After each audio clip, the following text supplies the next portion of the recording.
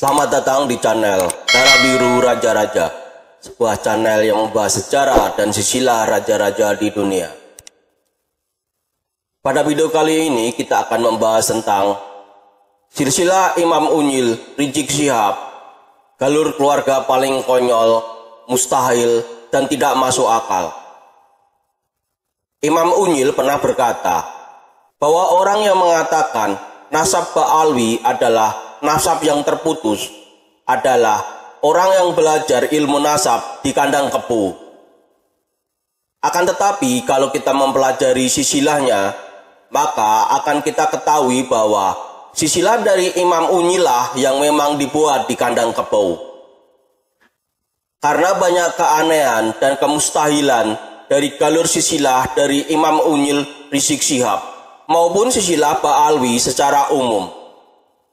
Mari kita bahas lebih detail silsilah Rizik Syihab. Silsilah Rizik Syihab. Ini adalah silsilah Rizik Syihab. Kita bahas silsilahnya dari awal sampai akhir dulu. Setelah itu, kemudian kita bahas keanehan-keanehan yang ada di silsilah ini.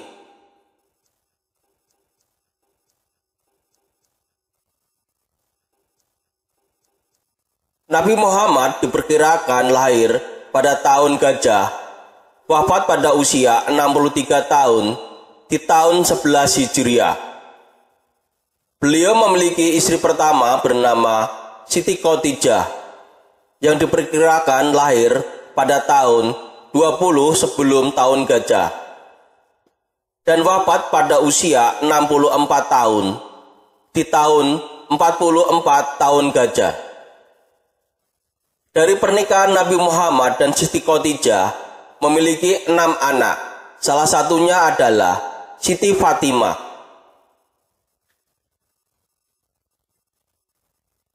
Siti Fatimah lahir pada tahun 35 tahun Gajah. Wafat pada usia 28 tahun di tahun 11 tahun Hijriah. Beliau menikah dengan Ali bin Abu Thalib yang sebenarnya adalah pamannya, karena Ali bin Abu Thalib adalah sepupu dari Nabi Muhammad. Ali bin Abu Thalib lahir pada tahun 30 tahun Gajah, wafat pada usia 62 tahun di tahun 40 Hijriah. Dari pernikahan Ali bin Abu Thalib dan Siti Fatimah memiliki 5 anak. Salah satunya adalah Husain.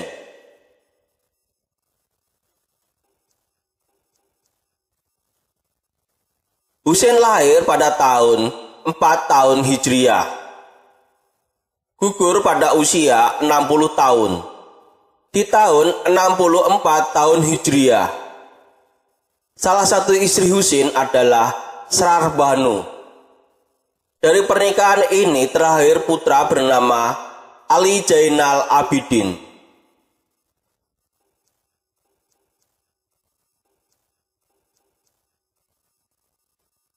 Ali Zainal Abidin lahir pada tahun 33 tahun Hijriah. Wafat pada usia 64 tahun di tahun 97 tahun Hijriah. Beliau memiliki istri bernama Fatimah binti Hasan.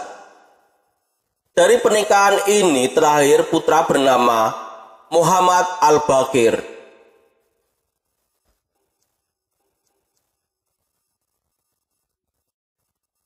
Muhammad Al-Baqir lahir pada tahun 59 tahun Hijriah. Wafat pada usia 55 tahun di tahun 114 tahun Hijriah. Beliau memiliki istri bernama Umi Farwa. Dari pernikahan ini terlahir putra bernama Ja'far Shadiq.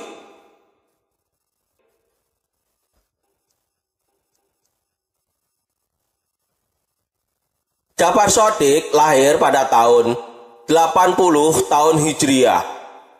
Wafat pada usia 68 tahun di tahun 148 tahun Hijriah. Ja'far Shadiq memiliki putra bernama Ali Al-Uraidi. Ali Al-Uraidi lahir pada tahun 145 tahun Hijriah. Wafat pada usia 65 tahun.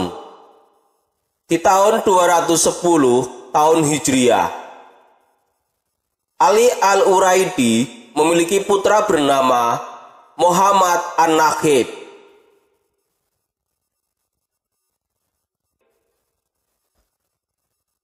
Muhammad An-Nakhib lahir pada tahun 200-an tahun Hijriah.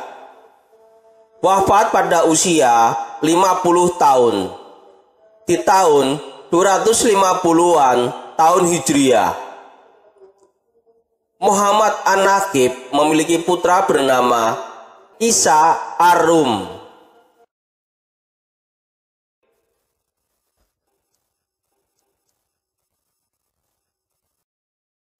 Isa Ar-Rum lahir pada tahun 240-an tahun Hijriah. Wafat pada usia 60 tahun. Di tahun 300 tahun Hijriah. Isa Ar-Rum memiliki putra bernama Ahmad Al-Abah atau Ahmad Al-Muhajir.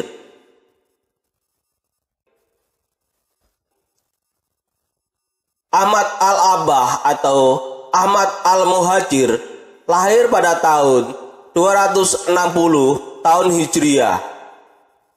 Wafat pada usia 85 tahun. Di tahun 345 tahun Hijriah. Ada beberapa versi terkait tokoh Ahmad Al-Abah atau Ahmad Al-Muhajir. Terkait jumlah anak, lokasi meninggal, umur, atau tahun wafatnya juga ada beberapa versi. Kita ikuti saja versi orang-orang Ba'alwi. Ahmad Al-Muhajir memiliki putra bernama Ubaidillah.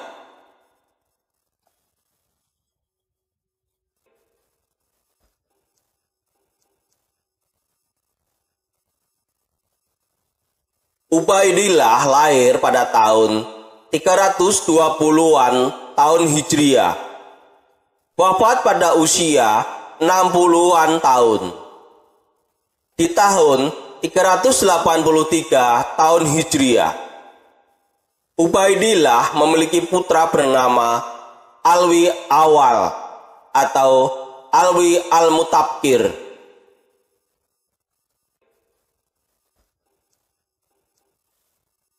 Alwi Awal atau Alwi Al-Mutabkir lahir pada tahun 350-an tahun Hijriah. Wafat pada usia 50-an tahun. Di tahun 400-an tahun Hijriah. Alwi Al-Mutabkir memiliki putra bernama Muhammad Maula As-Saumah.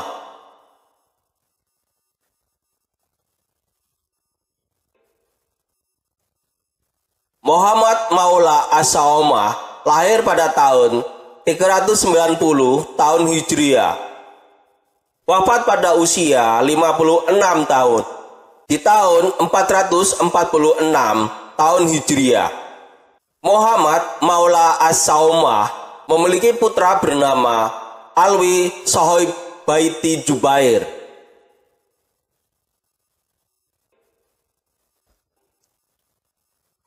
Alwi Sohib Baiti Jubair lahir pada tahun 450-an tahun Hijriah. Wafat pada usia 60 tahun. Di tahun 512 tahun Hijriah. Alwi Sohib Baiti Jubair memiliki putra bernama Ali Qoli Qosam.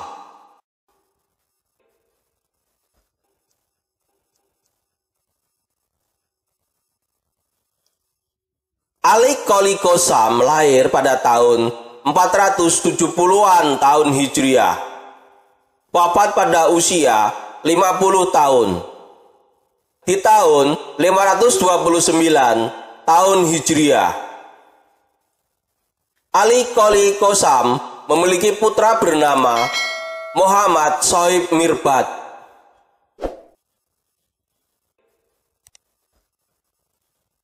Muhammad Sohib Mirbad lahir pada tahun 500-an tahun Hijriah.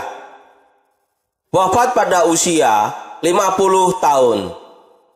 Di tahun 550 tahun Hijriah, Muhammad Sohib Mirbad memiliki putra bernama Ali Wahidil Faqih.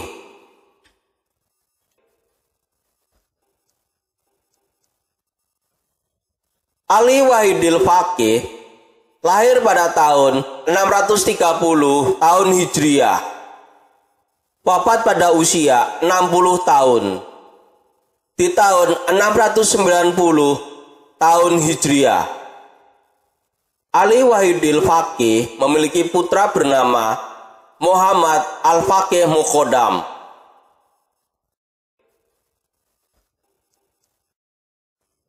Muhammad Al-Faqih Muqaddam lahir pada tahun 574 tahun Hijriah.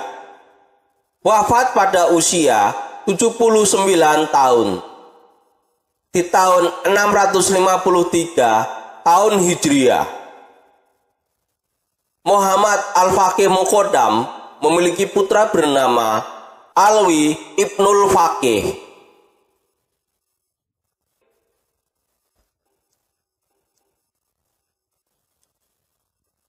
Alwi Ibnul Faqih lahir pada tahun 600-an tahun Hijriah. Wafat pada usia 69-an tahun. Di tahun 669-an tahun Hijriah, Ali Wahidil Faqih memiliki putra bernama Ali.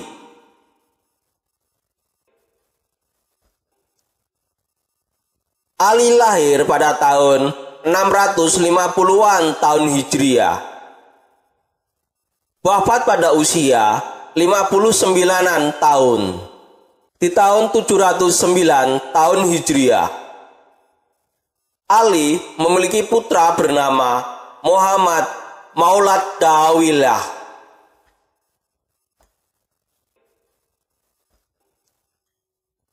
Muhammad Maulad Dawilah lahir pada tahun 705 tahun Hijriah. Wafat pada usia 60 tahun. Di tahun 765 tahun Hijriah, Muhammad Maulad Dawilah memiliki putra bernama Abdurrahman Assegaf.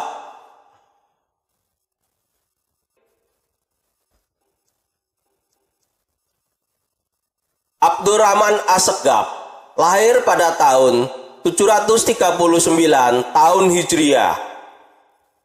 Wafat pada usia 80 tahun. Di tahun 819 tahun Hijriah, Abdurrahman Assegaf memiliki putra bernama Abu Bakar As-Sakron.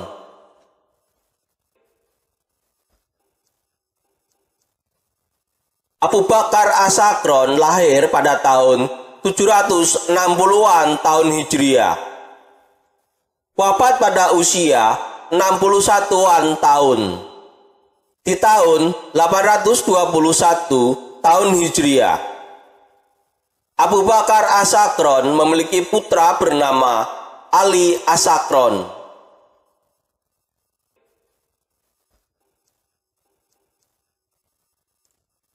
Ali As-Sakron lahir pada tahun 818 tahun Hijriah. Wafat pada usia 77 tahun. Di tahun 895 tahun Hijriah, Ali As-Sakron memiliki putra bernama Abdurrahman.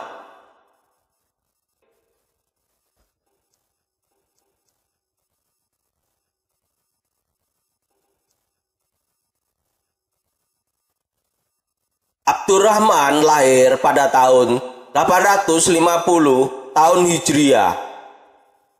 Wafat pada usia 73 tahun. Di tahun 923 tahun Hijriah,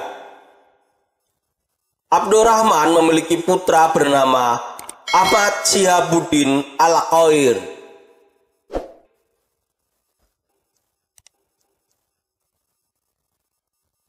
Ahmad Syihabuddin Al-Qair lahir pada tahun 887 tahun Hijriah. Wafat pada usia 69 tahun di tahun 946 tahun Hijriah. Ahmad Syihabuddin Al-Qair memiliki putra bernama Abdurrahman Al-Qadi.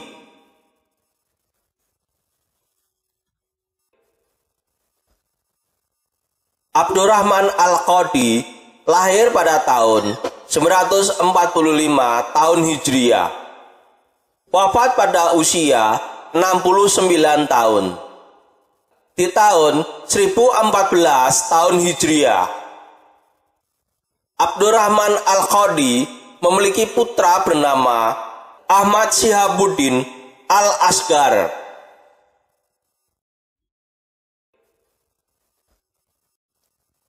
Ahmad Syihabuddin Al-Asgar lahir pada tahun 970-an tahun Hijriah. Wafat pada usia 66-an tahun di tahun 1036-an tahun Hijriah. Ahmad Syihabuddin Al-Asgar memiliki putra bernama Muhammad.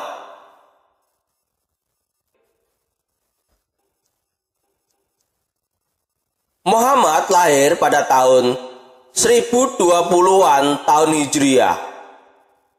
Wafat pada usia 60 tahun di tahun 1080-an tahun Hijriah. Muhammad memiliki putra bernama Ali.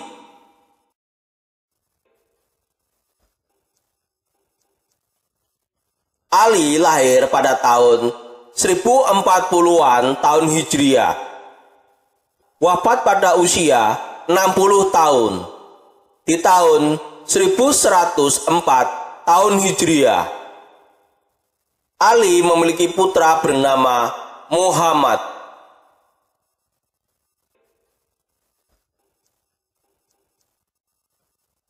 Muhammad lahir pada tahun 1080 tahun Hijriah.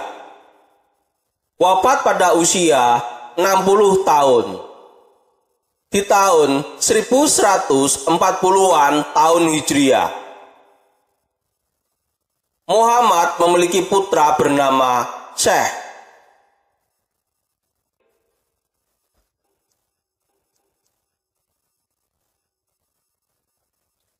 Syekh lahir pada tahun 1115 tahun Hijriah. Wafat pada usia 44-an tahun di tahun 1159-an tahun Hijriah. Syekh memiliki putra bernama Muhammad.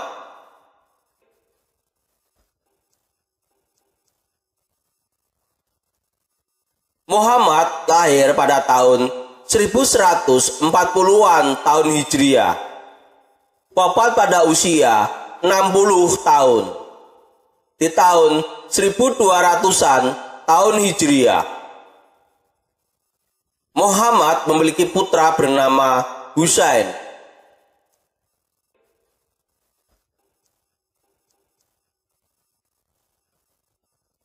Husain lahir pada tahun 1180-an tahun Hijriah. Wafat pada usia 60 tahun di tahun 1240-an tahun Hijriah. Husain memiliki putra bernama Abdullah.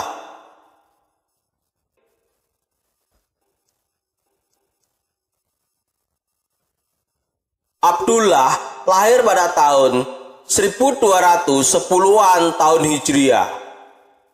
Wafat pada usia 60-an tahun di tahun 1270-an tahun Hijriah. Abdullah memiliki putra bernama Husain.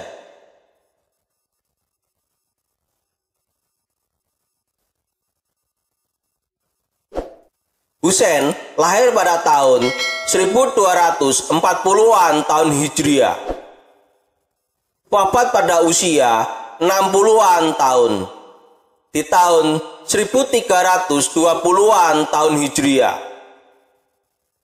Husain memiliki putra bernama Muhammad.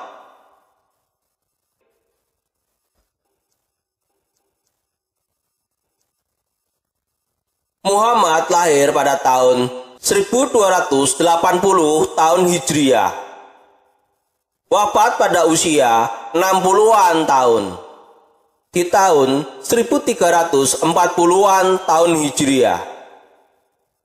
Muhammad memiliki putra bernama Husain.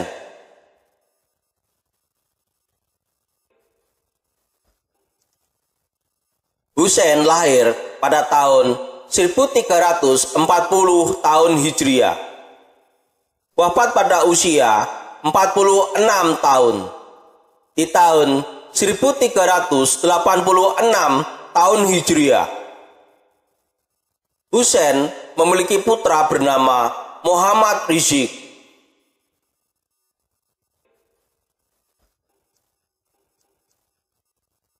Muhammad Rizieq lahir pada tahun 1385 tahun Hijriah dan pada saat ini masih hidup.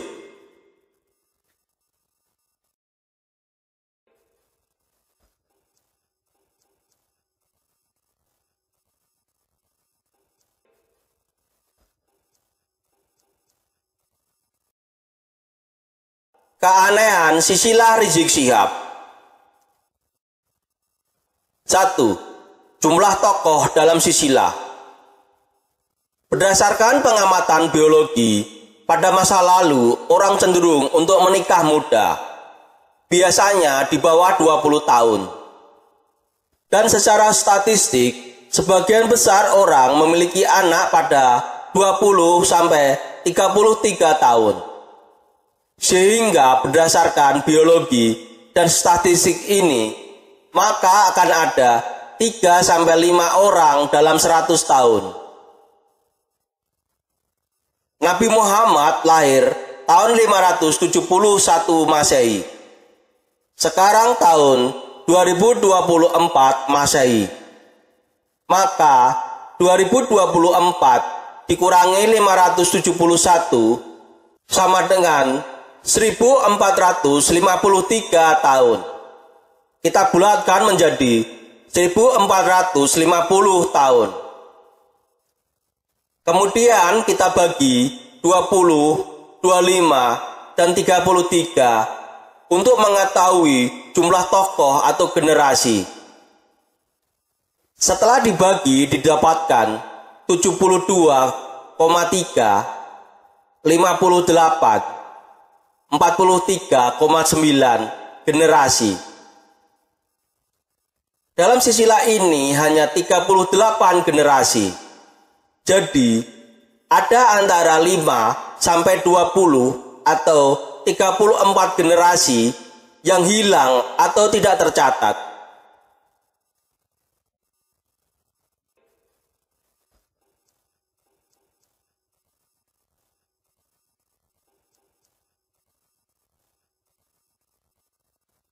Dalam silsilah ini, saya kelompokkan dalam 3 kolom. Di kolom pertama adalah tokoh yang terkenal, terbukti secara historis, dan memiliki buku sebagai bukti bahwa tokoh ini ada. Di kolom kedua adalah tokoh yang diragukan keberadaannya, sampai Ali As-Sakron, orang yang pertama membuat kitab yang mencangkokkan nasab Ba'alwi ke nasab Husain bin Ali bin Abu Thalib. Di kolom ketiga adalah orang-orang setelah Ali As-Sakron.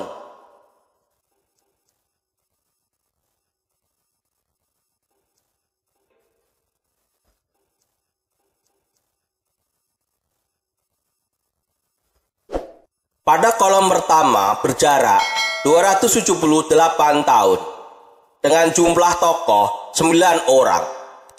Sehingga jarak umur antara ayah ke anak adalah 30,5 88 tahun. Jadi di kolom pertama ini masih masuk akal secara statistik dan biologis.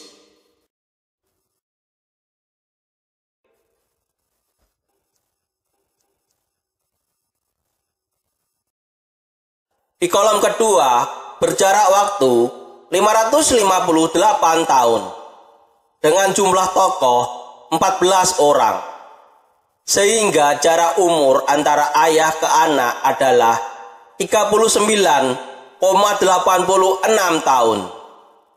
Jadi di kolom kedua ini tidak masuk akal secara statistik dan biologis.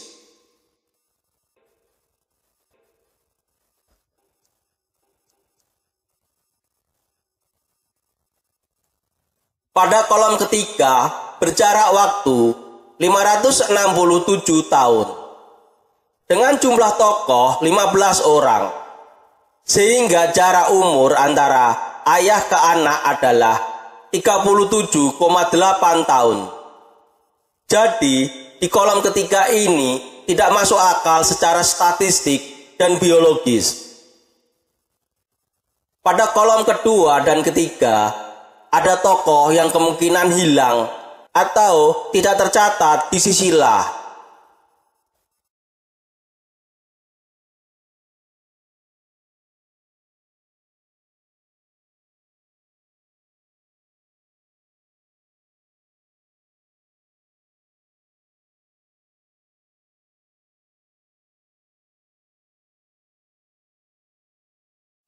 Dua, ayahnya sudah meninggal.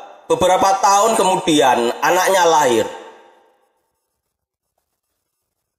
Dalam sisilah ini ada keanehan bahwa ada tokoh yang sudah meninggal. Beberapa tahun kemudian anaknya lahir. Tentu hal ini jelas tidak mungkin secara logika dan akal sehat. Kejadian pertama bisa dilihat di tokoh nomor 12, yaitu Muhammad Maula As-Saumah yang wafat pada tahun 446 Hijriah. Dan tokoh nomor 13 yaitu Alwi Sohib Baiti Jubair yang lahir pada tahun 450 Hijriah. Di sini terlihat bahwa Muhammad Maula As-Saumah sebagai ayah sudah meninggal. Dan 4 tahun kemudian anaknya Alwi Sohib Baiti Jubair baru lahir.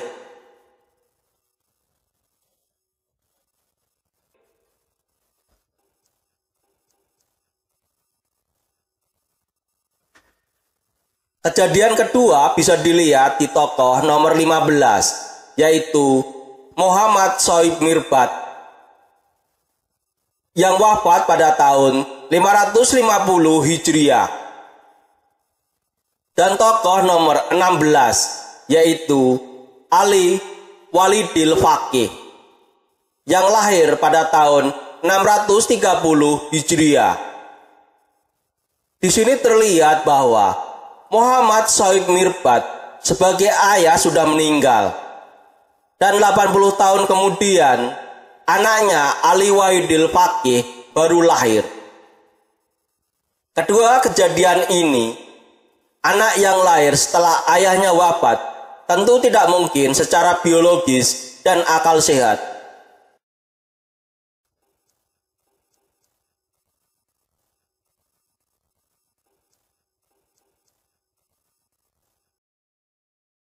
Tiga, anaknya lahir lebih dulu daripada ayahnya. Di sisi lain ini terdapat anak yang lahir lebih dulu daripada ayahnya.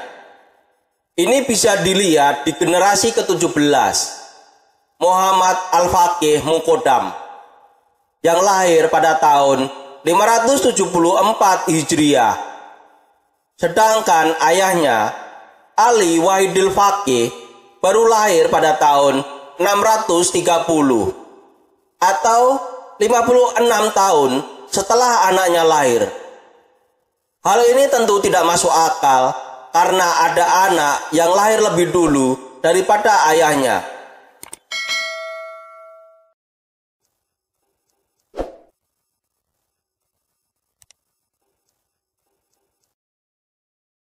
4. Mempunyai anak menjelang wafat. Ada 6 tokoh yang memiliki anak menjelang kewafatannya. Hal ini tentu tidak menjadi isu yang menarik jika hanya terjadi pada 1 atau 2 generasi. Akan tetapi, ketika ada banyak lintas generasi seperti ini, maka patut untuk kita jadikan perhatian dan penelitian. Karena setidaknya ada 6 generasi yang anaknya lahir menjelang ayahnya wafat. Maka muncul pertanyaan, apakah tahun kehidupan mereka nyata? Atau hanya dipaksakan? Atau ini hanya kesalahan tulis atau pengetikan semata?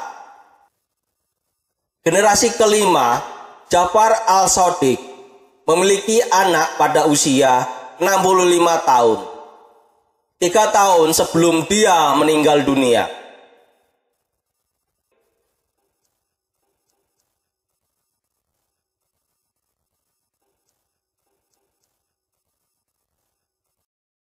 Generasi ke-19, Ali, memiliki anak pada usia 55 tahun. 4 tahun sebelum dia meninggal dunia.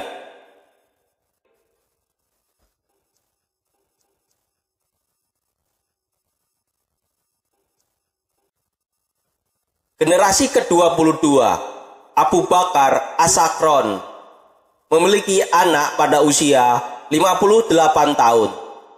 3 tahun sebelum dia meninggal dunia.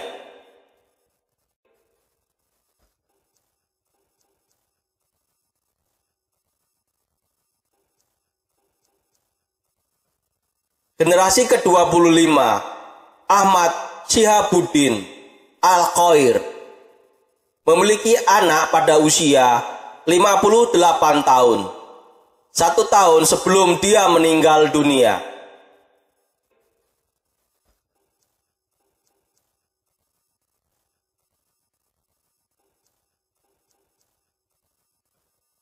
Generasi ke-36, Muhammad, memiliki anak pada usia 60 tahun. Dan di tahun yang sama, dia meninggal dunia.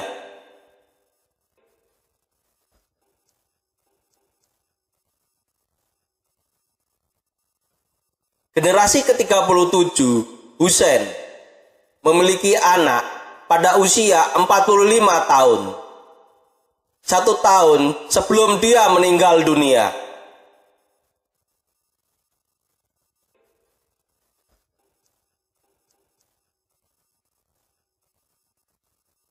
Lima, cucu dan kakek tidak pernah berjumpa. Dari 38 generasi ini, setidaknya 28 generasi tidak pernah melihat atau mengenal kakeknya secara langsung.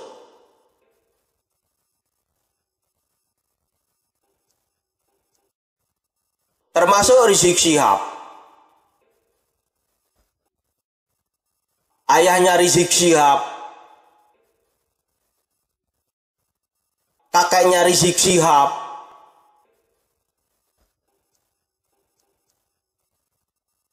buyutnya Rizik Syihab. Bahkan canggahnya Rizik Syihab pun demikian.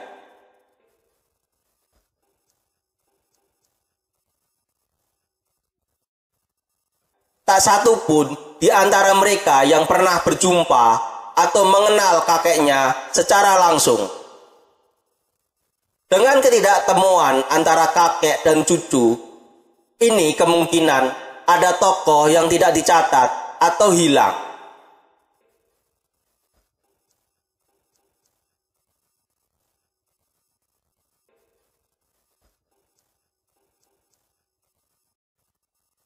Misal, generasi ke-13 dan generasi ke-11. Jarak mereka tidak bertemu adalah 50 tahun. Kemungkinan ada 2 atau 3 tokoh yang hilang atau tidak tercatat pada jarak tahun 50 tahun di sisi lain. Dari uraian ini bisa ditarik kesimpulan bahwa silsilah Rizik Syihab ini banyak mengandung kesalahan dan keanehan. Mungkin silsilah ini dibuat di kandang kerbau sehingga banyak kejanggalan dan kesalahan yang fatal, yang fundamental. Demikian video tentang silsilah Imam Unyil Rizik Syihab, galur keluarga paling konyol, mustahil, dan tidak masuk akal. Semoga bisa menambah wawasan dan ilmu pengetahuan bagi yang menonton video ini. Sampai jumpa lagi di video berikutnya. Terima kasih.